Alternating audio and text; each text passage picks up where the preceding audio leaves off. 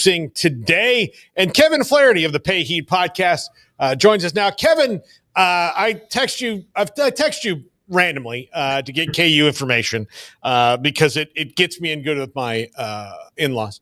But this was an eventful week for Kansas. One, they officially announced the hiring of Jacques Vaughn, and we'll talk about that towards the end. The bigger thing is we'll start with the bad news first. I don't know if they've been leveled in recruiting like they were yesterday with Dame Sarr and Darian Williams both deciding not to go there in the same day, maybe in Bill Self's tenure. Am I wrong? No, it would be hard to find, I think, an example of certainly multiple guys at the same time. There have been recruitments that Kansas has lost in the past. I think one of the more public ones where it felt like Kansas had everything wrapped up was DeAndre Ayton before he wound up going to Arizona. But I can't think of sort of a 24 hours like we saw yesterday when you look at Dame Sarr, who's a guy that they had a commitment from, really, and then a spot opened up at Duke, and before the I's could get dotted and the T's could get crossed, wound up going on the Duke visit. I think the second people saw that he was going to Duke, people felt like it was trending that way. And then Darian Williams was sort of the, if you guys are Star Wars fans, it was a little bit of the New Hope thing where you have R2-D2 playing the video of "Help us, Darian Williams," type of deal, especially with Dame Sarr trending that way. And so for Kansas to get outbid for Darian Williams too, I think took some people by surprise, because I'm not saying there aren't other reasons to go to NC State. I think Will Wade's a really exciting coach to play for. It's a program that has some history, has a national title, obviously, but I think that in addition to that, the fact was that Kansas didn't compete on a dollars and cents standpoint with its final offer with what NC State was offering. How much of what happened has to do with they neglected football for a very long time at Kansas? There's no other way to say it. It wasn't that they were trying equally hard as they were for basketball, and it just wasn't working out for them. It was all in on basketball, and football was kind of just there. Is the new stadium, all the improvements, all those things, has that hurt the pool of funds available for Kansas basketball? Absolutely. I'm not sure I've heard two words more often in the last 3 months than donor fatigue. Mm-hmm. And when you look at how expensive it is to sort of build a stadium from scratch, I mean, technically you're renovating it, but in reality it was a teardown job, and it's going to be, I think, over $300 million by the time the entire thing is finished. And there are certainly KU basketball first fans. There are probably some KU basketball only fans who are sitting out there and saying, well, just write the check for these guys and get it over with. But when you're also hitting up those boosters for football money and football NIL and everything ties into that too, the revenue sharing aspect of it. I didn't know if you saw the Kansas Athletic Department had some layoffs this week. Oklahoma's going through layoffs with revenue sharing coming. And so it's kind of a new reality. But yeah, the running joke with Kansas's Memorial Stadium, for as long as I can remember, it's a World War I Memorial Stadium, and it looked like nobody had touched it since World War I. And I think all of these things are certainly must do, and there are probably about 10 or 15 different people that you could blame if you wanted to go that route. Certainly, you're coming off the Orange Bowl season. You maybe have some momentum with donors. Construction costs aren't anything like what they are now. And they decided to try and build some sort of suites and get people for long-term projects and things like that, rather than just say, hey, you know what, let's take on the stadium full bore. Then all of a sudden you find yourself in the worst decade in your football program's history. And so trying to hit up donors and sort of rattle the change jar a little bit when you're out there going through some seasons where you're not winning any games, that's a difficult ask too. And then COVID happens. Kansas starts to turn the program around. Travis Goff rightly sees, hey, this has got to get done. And there is some energy here. But at this point, the costs are so high to do all of that I do think that it stretches a lot of pockets then. And it's tough for Kansas to have the sort of money to devote to basketball that it would normally have. But you guys know it, and this is a really long answer, but you guys know realignment's not done. You guys cover college sports probably better than anybody. And I really think that if Kansas wants to not be Washington State when that next round of realignment comes, the football stadium is maybe taking on even more importance than before. Yeah. And look, that's just, I mean, I guess the positive for the basketball only people and basketball first would be, well, the stadiums, once it's built, like then they can start, like clearing that up, and the donor fatigue only lasts as long as another rough season for basketball. Then some of those wealthy people might be like, I can't take this anymore. But with Darren Peterson coming in, the number one player in the country, a guy that is very possibly the first pick in the draft next year based on a set, like it's him and AJ DeBanza, right now that are kind of vying for that as the, presumptive number one. And to pair somebody with them, where do they go from here? Because if you look at the portal and what's available, as far as, plus guys like Darian Williams, it's PJ Haggerty, RJ Lewis, Jameer Watkins, and then a very long drop off in the rankings to guys like Desmond Claude or Zeke Mayo, who was already there and I don't think is coming back. But again, they need scores. They need somebody down low to replace KJ Adams. They don't have any of that. What do you think they do? And does it also involve international prospects? I think you just hit the nail on the head. I think it's got to be international prospects.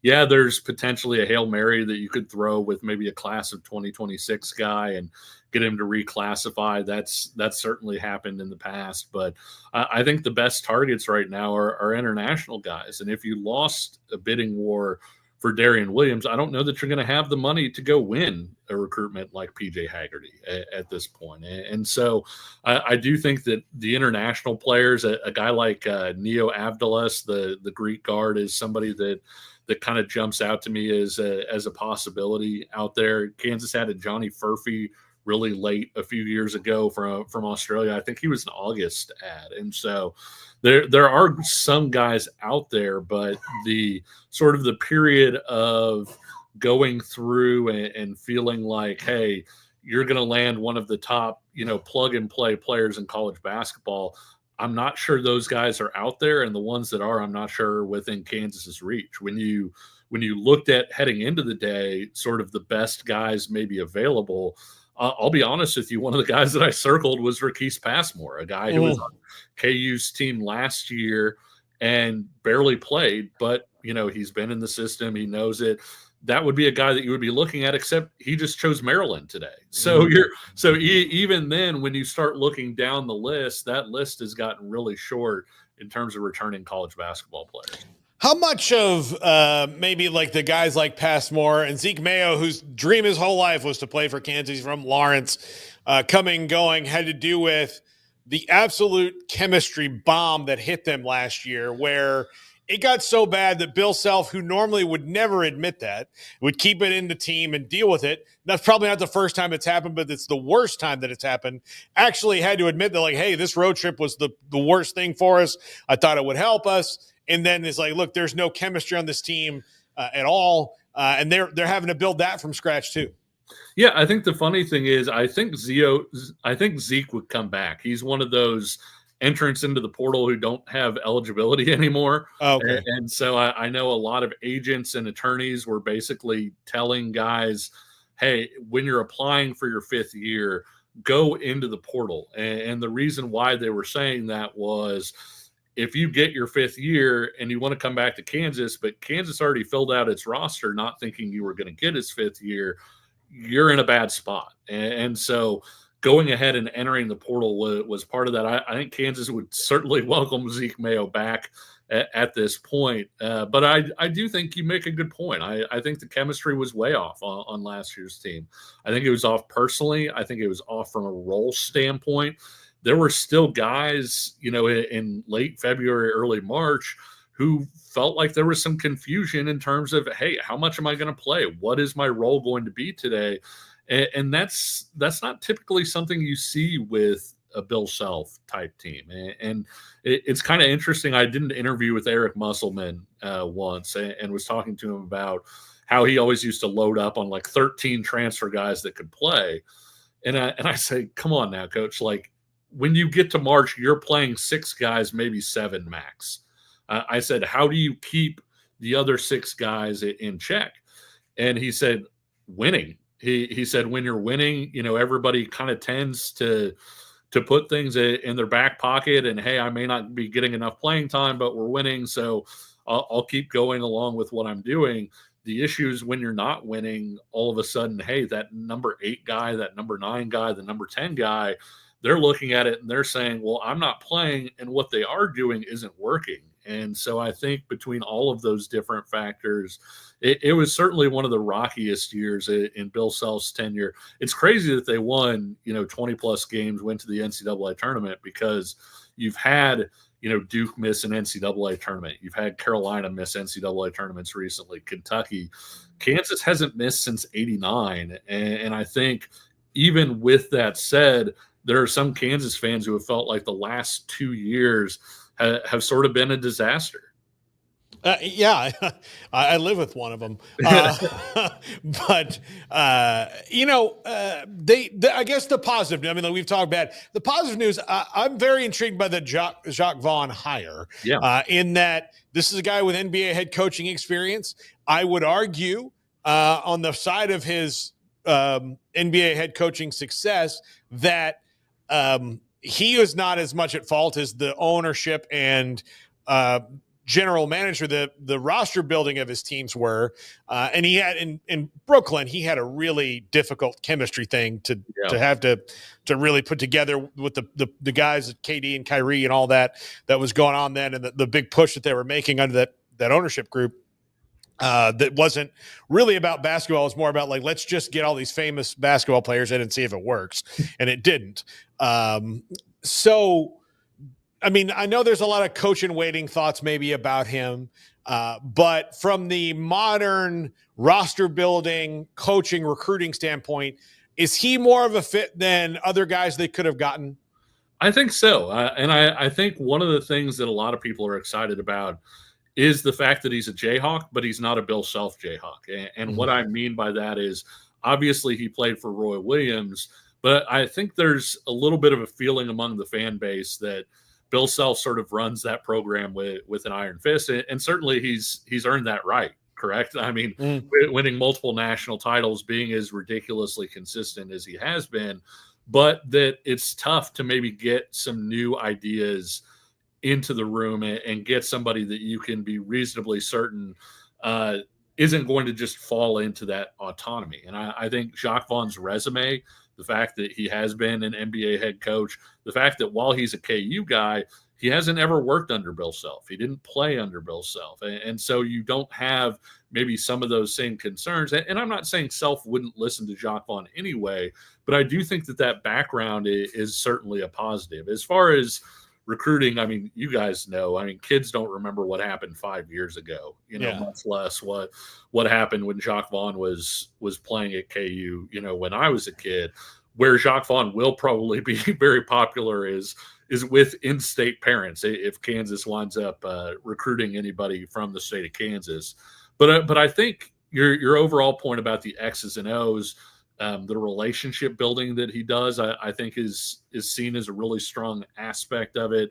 Kansas, I feel like the last couple of years, the offense has been a little bit of a dinosaur, maybe. And I don't necessarily blame Bill Self for it as much as, hey, when you've got a 4 and a 5 and neither guy is really a shooter at that point, and then you have DeJuan Harris, a guy who's an unwilling shooter, there's only so much you can do, right? It's kind of like playing football and your cornerback runs 4.8. You can't stick that guy out there on Tyquan Thornton and be okay. And so I think that I'll be interested to see what the offense looks like this year.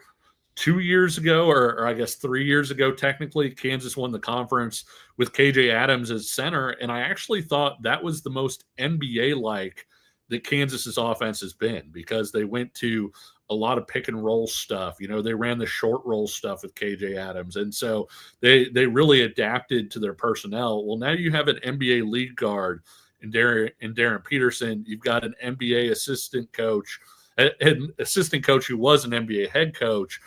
I'm interested to see what they're able to do to kind of open things up and maybe get that offense operating at a more modern level, because I think Bill Self is capable of it, and certainly Jacques Vaughn's been in the NBA where they've been running more modern stuff.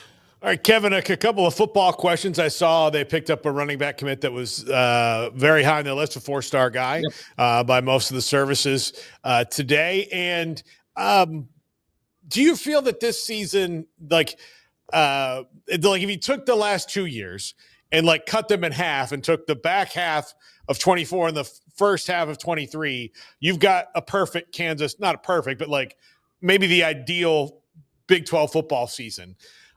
Can they put those two halves together? I think so. I think that this is a team that, especially, I hate to mention the schedule, because last year all the talk was, man, Kansas has the easiest schedule. They're a Big 12 dark horse.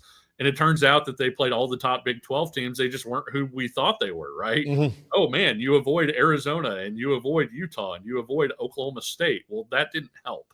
and playing BYU and playing Arizona State in Tempe and things like that, they added up to a really tough schedule. I do think the schedule looks manageable where it is right now. Of course, we are in the Big 12, and those things can change really, really quickly. I think they really like their roster. And even though they had to turn over, get a lot of transfers after a huge departing senior class, it was interesting how often the competition element was brought up. And the way that they brought it up was sort of, hey, you came in, and we always tell guys all of our spots are open. But when you're a wide receiver and you come in and the 3 wide receivers ahead of you have all started 30-plus games in their career, you're pretty sure you're probably not going to start at that point. Whereas now they've got more openings. I think the transfers that they brought in, I feel like they think a lot of those guys are hits for what they wanted. And then Jalen Daniels was so much better in the second half of the season. I really think the first half of the season, so much of it was rust. Just sort of Kansas wrapped him in bubble wrap to make sure that he could make it into the season fully healthy after the back injury the previous year. And mission accomplished, right? He did make it into the season healthy, and he made it through the whole season. But it really took him, probably 5 or 6 games to get going. After that point, he looked a lot more like Jalen Daniels again. And so if you have Jalen Daniels, you have a healthy Daniel Highshaw, you have what looks like it could be a pretty good offensive line, you have the creativity sort of back in that offensive coordinator's room. I know you guys obviously had Jeff Grimes down there in Waco, and I thought Jeff Grimes was really good at certain things, but they kind of got away from what made Kansas really tough to prepare for, which was sort of that option-heavy game and all of the trick things and the things that made them difficult to prepare for on a week-to-week basis. You'll see that a lot more this year, I think. And so, yeah, I do think this is a team that, I think was the number 7.5. Is that right? Mm-hmm. I think that's probably pretty fair, honestly. I think that this is a team that very easily could go 8-4, and they've got maybe a couple toss-up games that if those go the right way, maybe you could even be looking at 9 or 10 wins. Kevin, will we see you at Big 12 Media Days? Will you be able to make it down to Frisco? No, I will not be down in Frisco, but it should be a good time. The sad part for me is we didn't get to talk to Jalen Daniels all spring, and I'm sure Jalen Daniels will be down there at Big 12 Media Days, so you guys will get to talk to him more than I have being up here. Send me a list of questions for him. I'll do them for you. There you go. Appreciate it. All right. Kevin Flaherty, Pay Heat Podcast, Kansas City Sports Network. Always love talking to Kevin.